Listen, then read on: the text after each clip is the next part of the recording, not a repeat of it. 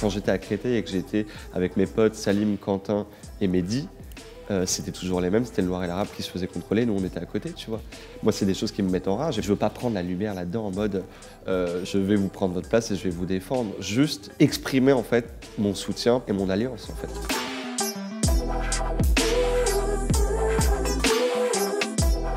Salut tout le monde, j'espère que vous allez bien.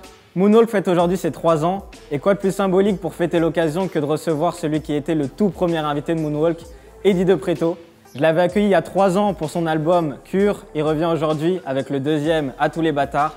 Pour l'occasion, on est au Bar à Bulles, je suis super content de le retrouver. Moonwalk Eddie De Pretto, numéro 2, c'est parti.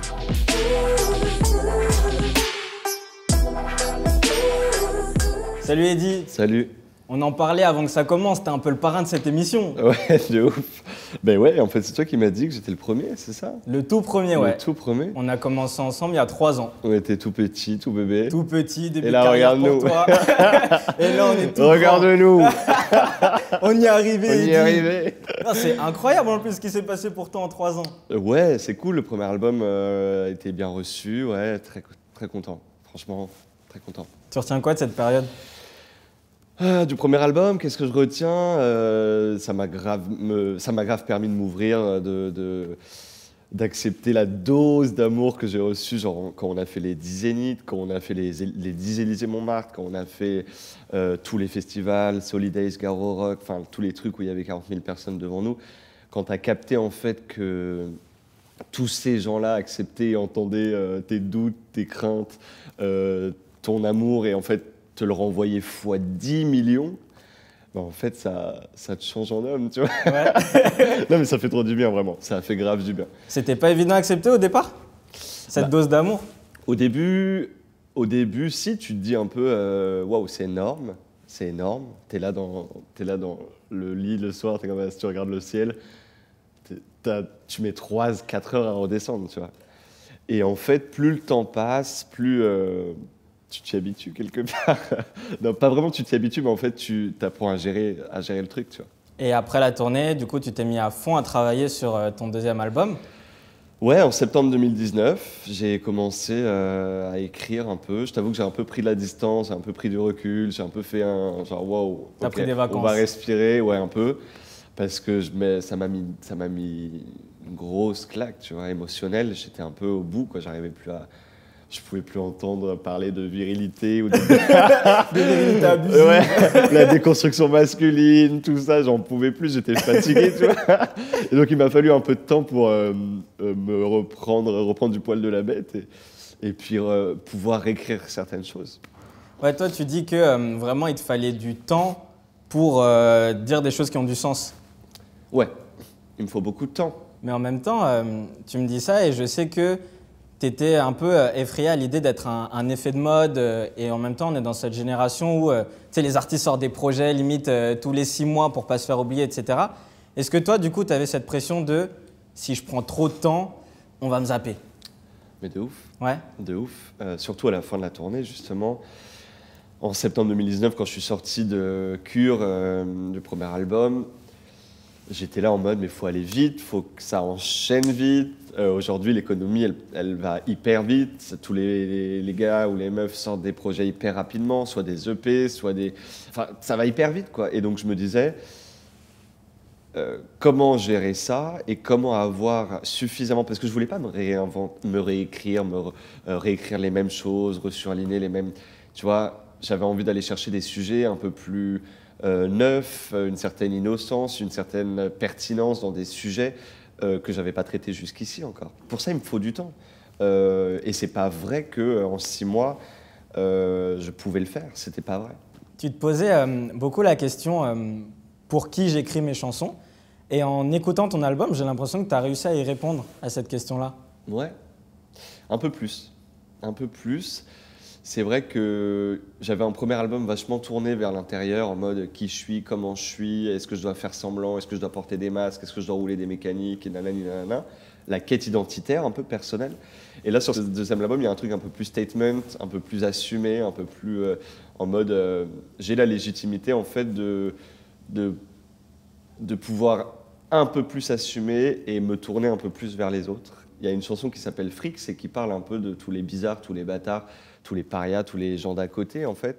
Et ça parle de mon histoire où pendant toute mon adolescence, mon enfance au lycée, j'étais toujours le gars où on disait « Ah, t'es chelou, ah, t'es bizarre, pourquoi t'es pas comme tout le monde, pourquoi tu t'habilles comme ça, pourquoi… » Tu vois, il y avait toujours un peu… On me ramenait toujours à ces faiblesses-là. Et pour moi, c'était assez lourd parce que je voulais absolument faire partie du groupe pour être intégré au maximum. Tu vois, je ne comprenais pas pourquoi on me renvoyait ça. Et en fait, avec le temps, et aussi, je pense, avec un premier album, et avec le fait de grandir et le fait de mûrir, bah, tu te dis, mais en fait, ces faiblesses-là ou ces bizarreries-là, c'est de la folie, c'est de la force, c'est que du plus. Je veux creuser là-dedans parce que c'est ce qui fait toutes nos différences, c'est ce qui fait toute la beauté de ce qu'on est aujourd'hui. Toute la complexité humaine, elle est là, tu vois. C'est qu'on a tous des différences, on est tous chelous, on est tous peut-être un peu plus chelous pour l'autre que pour… tu vois, il y a toujours un plus chelou qu'un autre. Mais en fait, c'est ça le point, c'est ça le truc qu'il faut retourner, que ça ne sera plus une faiblesse, ça sera une réappropriation positive du terme, en mode, en fait, les chelous, les bâtards, tous les mecs d'à côté, et ben en fait, aujourd'hui, on va se permettre de tourner le bail et que ça fasse un truc plus powerful, tu vois. Et toi, dans ta vie, c'était quoi justement le déclic pour te dire je vais retourner toutes ces faiblesses en une force et je vais même en parler sur scène, dans mes textes, etc. Bah, ça, c'est un travail d'une vie. Hein. Ouais, Je pense. Moi, c'est chaque petit jour. Je crois que je tente de m'accepter un petit peu plus. J'ai fait un énorme travail depuis le lycée, tu vois, déjà. C'était dur au lycée, au collège, parce qu'on te renvoie à toutes tes différences. Et accepter ça et comprendre qu'en fait, c'est beau et que justement, il faut y aller, il faut l'assumer, bah, ça prend du temps. Toi, tu dis qu'à l'adolescence, tu étais sermonné par l'idée d'être hétérosexuel. Ben, je pense que j'étais construit à l'idée d'être hétérosexuel. C'est que on me montrait que cet exemple, en fait, tu vois. Et le peu d'exemples homosexuels que j'avais, c'était des gens auxquels je me sentais pas rattaché, tu vois. Toi, tu avais quoi comme modèle, du coup, pour te représenter à l'époque? Tu n'en avais pas du tout? Ben, nous, on avait, par exemple, en tant qu'homosexuel, c'était plus des modèles américains, tu vois, mais qui étaient superstars, Freddie Mercury, tu vois, mais auxquels il y avait une distance. Tellement de distance que tu ne pouvais pas objectivement te rallier à ces personnes-là, tu vois. Aujourd'hui, l'homosexualité est par exemple, beaucoup plus représentée, rien que sur nos réseaux, dans les médias, et différentes homosexualités, tu vois. Mais l'influence d'un environnement, je pense qu'on ne se rend pas totalement compte comment il est puissant dans nos vies, quoi. Et je pense que mon environnement m'a influencé pour que je sois la personne qu'on me demandait d'être. On te demandait d'être qui? Bah, le garçon hétéro qui fait de grandes études, qui brille, qui excelle, qui a une femme et qui a 2 enfants et qui aurait une maison. Et, tu vois, je ne veux pas pointer du doigt ceux qui adorent ça et ceux qui se sentent dans cette vie-là. Ce n'est pas culpabilisant ce discours. C'est juste que moi, ça ne me correspondait pas. Et se libérer en fait de cette norme, bah, c'est un taf en fait. C'est un taf de tous les jours. Et c'est ce dont tu parles dans Parfaitement, justement, cette idée que pour plein de gens, pour une majorité, faire de longues études, avoir des enfants, c'est ça réussir sa vie, et que si on ne correspond pas à ce modèle-là, bah, c'est comme si on avait raté, qu'on n'était pas heureux. Totalement. C'est l'idée que… Et je pense qu'il y en a qui sont très heureux là-dedans, et tant mieux pour eux, tu vois, si ça leur fait plaisir et si c'est la vie dont ils rêvent. Moi, c'est juste que ce n'est pas la vie dont je rêve, ça n'a jamais été la vie dont j'ai rêvé, donc laissez-moi tranquille, tu vois. Et en fait, tout un tas de choses, de contextuelles, d'environnement autour de toi, donc ton éducation, l'école, les institutions, te permettent pas toujours d'être la personne que tu as envie de créer ou d'être ou de devenir. Tu vois. Sa famille aussi. Sa famille, ouais, bien sûr. Je te dis ça parce que dans le podcast Coming Out, tu disais que ça t'arrivait fréquemment d'être dans des repas de famille et qu'on te dise comment elle s'appelle ta copine, etc. Et toi, tu appelles ça une oppression involontaire? Bah, c'est que, ouais, à chaque dîner de famille, chaque repas de famille, la première question, c'est alors, Eddy, ta copine? Eh ben, j'en ai pas de copine, tu vois, et j'en aurai jamais de copine, tu vois, t'as envie de péter des câbles. Et ouais, c'est un truc en mode, c'est tellement évident, c'est tellement normalisé pour tout le monde, pour la majorité, que il faut s'en exonérer, il faut pouvoir avoir la maturité, la force de pouvoir passer au-dessus de ça. Parce que ça, c'est un exemple, un peu, une anecdote un peu drôle, tu vois, mais dans tous les milieux, il y a souvent ça auquel on est ramené. Toi, tu leur répondais quoi quand on te demandait comment elle s'appelle ta copine? Je répondais pas, j'étais là en mode un peu gêné, tu vois. J'en ai pas. J'en ai pas. Ou t'as inventé un peu aussi parfois? Ou parfois j'inventais, bien sûr. T'es obligé. Ouais, elle s'appelle Pauline. Ouais, t'inquiète. Grave fraîche. Ouais, grave fraîche. Non, mais tu vois, t'es obligé parfois de créer des trucs. Parce que tu veux pas. Il y a une grosse dose de peur de décevoir aussi, tu vois. Quand t'es pas exactement dans les rails auxquels on attend, la pression, elle est de. T'as pas envie de faire du mal à ceux qui t'aiment et ceux que t'aimes, tu vois. Moi, je me rappelle, j'étais en chiale le jour où j'ai annoncé à ma meilleure pote, qui avait mon âge, que j'étais gay, tu vois. Parce que la pression, il y avait tellement de pression. Bon, c'était j'ai l'impression d'être un papy, c'était il y a 10 ans. Ce que je veux dire, c'est que la pression globale te disait, en fait, ça va être une bataille, en fait. Ça va être un peu plus compliqué. Et même ta meilleure amie, t'as peur qu'elle te dise, OK, bye bye, tu vois. Alors que pas du tout, tu vois. Mais c'est des petits trucs comme ça à dealer avec. On parlait de ta famille qui n'était pas forcément à l'écoute de celui que tu étais vraiment, mais il y a quand même une tante, ta tante Alice oui. la Rostati, qui, elle, t'a énormément apporté dans ta quête de toi-même. Ouais, bah écoute, c'est une tante, c'est ma frix de l'époque, c'est la tante d'à côté, tu vois, c'est la tante libérée, sans enfant. On a tous un peu une tante un peu de loin qui espère la vie. Ouais, qui n'a pas de contraintes. Et en fait, elle m'a inspiré et elle m'a permis de croire en fait à la possibilité d'être la personne que je voulais, tu vois, et d'accepter mes différences. Et ça a été l'une des premières guides dans ça, c'est qu'elle était totalement décadente, libre de ton. Elle adorait la mode, elle adorait la culture, elle était un peu exubérante, excentrique. Elle vivait à Montmartre. Elle vivait à Montmartre. C'était les années, Montmartre un peu dénudée, donc elle avait des polaroïds d'elle et de ses copines nues dans l'appart. Enfin, il y avait tout un truc tout un univers qui, moi, me rendait dingue, j'adorais, qui m'a grave inspiré toute mon enfance et où je me suis dit, mais en fait, c'est cette liberté-là que je veux, c'est cette façon d'être-là que je veux, c'est ça qui me plaisait. Et donc, je pouvais que lui dédier une chanson. Mais raconte un peu ce qu'elle te disait quand vous discutiez pour que tu apprennes un peu plus à être toi-même, pour que tu apprennes à t'aimer. Elle me disait, écoute, tu feras bien ce que tu voudras, je t'aimerai quand même. Par exemple, une conversation avec mes tantes et tout, parce qu'il y a pas mal de sœurs chez moi. Donc, ma mère a pas mal de sœurs. Et donc, du coup, mais qu'est-ce qu'il fera plus tard? Il faut qu'il fasse ça. Et la tante Rostati qui fait, mais il fera bien ce qu'il voudra, on s'en fout complètement, laissez-le tranquille. Il y avait vraiment beaucoup de discussions avec ta famille, avec ta maman, de qu'est-ce qu'il va faire plus tard, Eddy Bah non, mais ça, c'est des questions un peu lambda, quoi, de famille. Qu'est-ce que tu veux faire plus tard? Où est-ce que tu veux aller? Ouais, mais vu que toi, tu avais choisi une voie un peu artistique, etc., c'était peut-être des questions qui étaient encore plus présentes. Ouais, carrément. Oui, c'est des choses qui stressent les parents que de leur dire en fait, je vais faire de la musique et je vous le jure, ça va marcher. Tu vois, quand tu as 10 ans et que tu viens de faire un vieux spectacle tout pété avec une perruque sur Gimme Gimme More, tu vois, tu es là en mode être rigolonné. Tu vois, elles font là, non mais.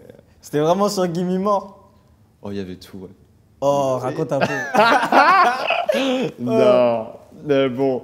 Bah écoute, non, mais on faisait des spectacles, il y avait pas mal de. J'étais avec c'était quand même ma voisine, Charlotte, et on faisait des shows, ouais, quand on était petits, mais on était très sérieux.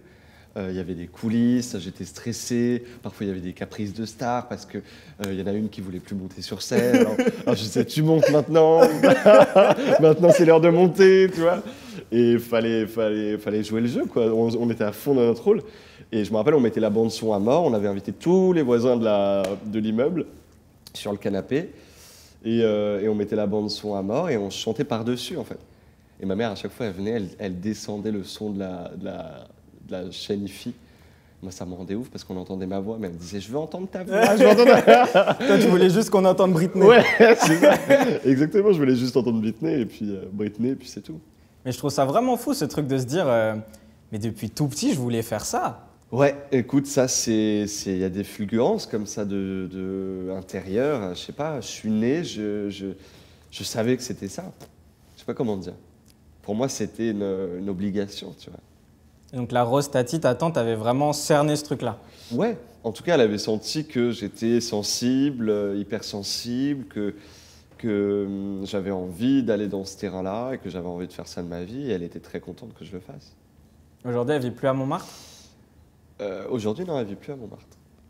Ça veut dire qu'elle a dit un peu adieu à cette vie d'avant, de fête, etc. Bah ouais, tu sais, elle a vieilli maintenant.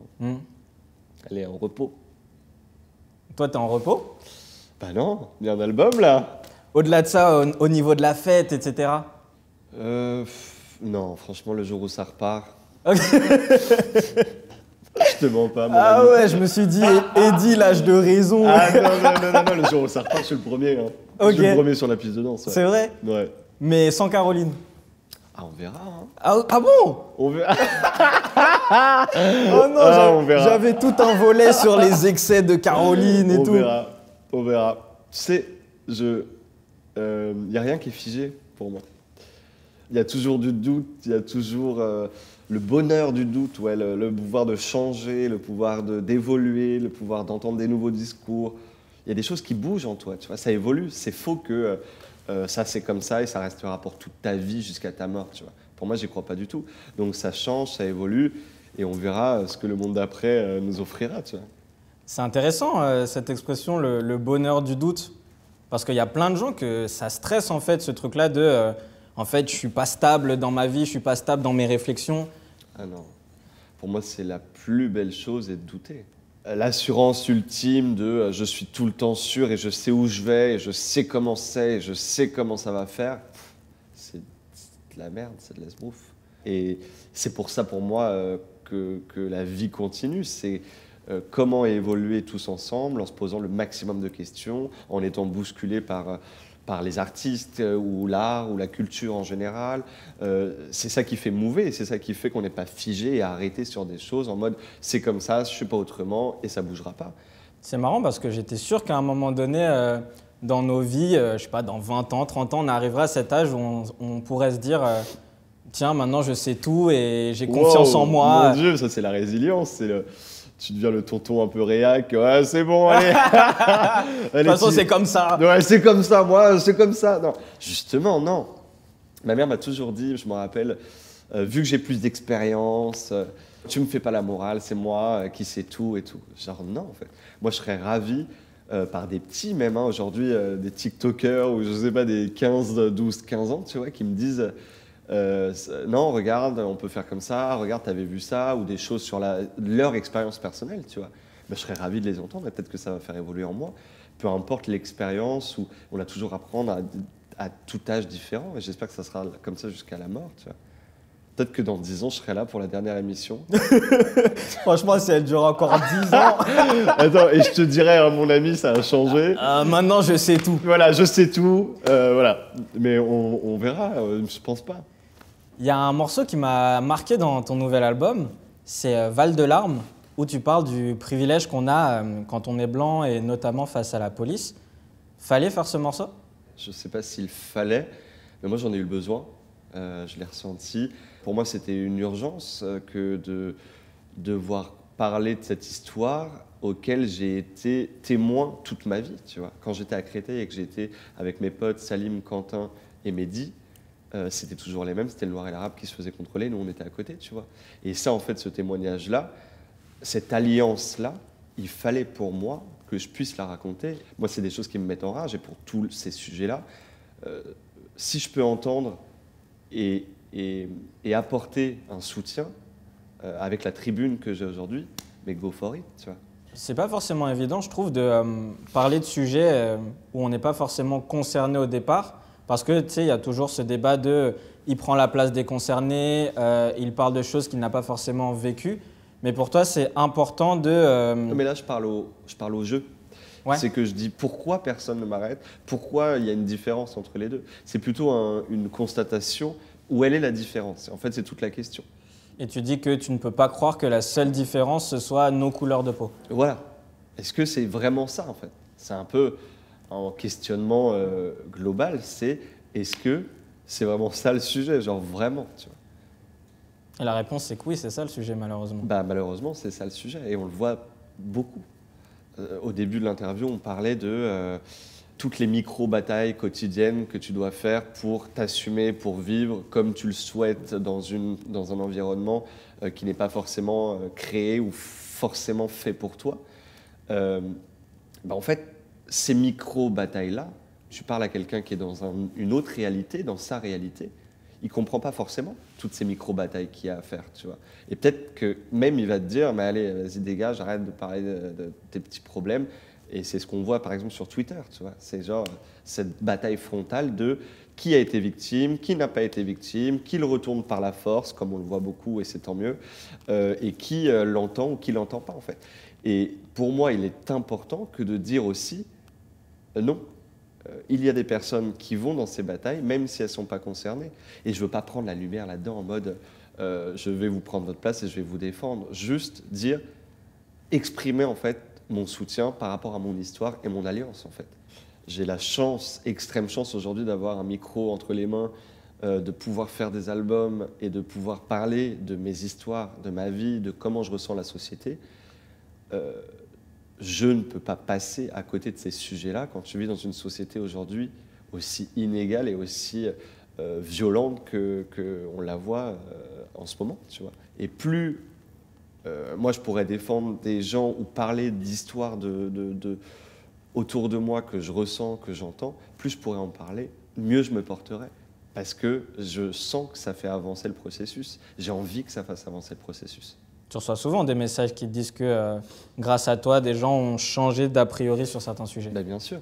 Juste sur la façon de voir l'archétype masculin, tu vois, en 2017, 2018, 2019, j'ai reçu des millions de messages en mode des gars qui me disaient « Putain, le poids que tu m'enlèves, tu vois, j'ai plus besoin de jouer ce rôle, tu vois. » Et j'espère que ce deuxième album aussi, moi, si je raconte des histoires, s'il y a des gens qui se sentent bousculés, se sentent touchés, se questionnent, ont envie d'avancer différemment, ou sont un peu comme ça, malmenés, et que ça les fait réfléchir, mais j'ai gagné le game, tu vois, j'ai gagné le jeu. Et pour moi, c'est rempli. Faire avancer les sociétés vers un pseudo-monde meilleur, entre guillemets, ça fait un peu monde des bisounours, mais ce que je veux dire, où il y a moins de violence et où ça se crache moins à la gueule, mais go, quoi.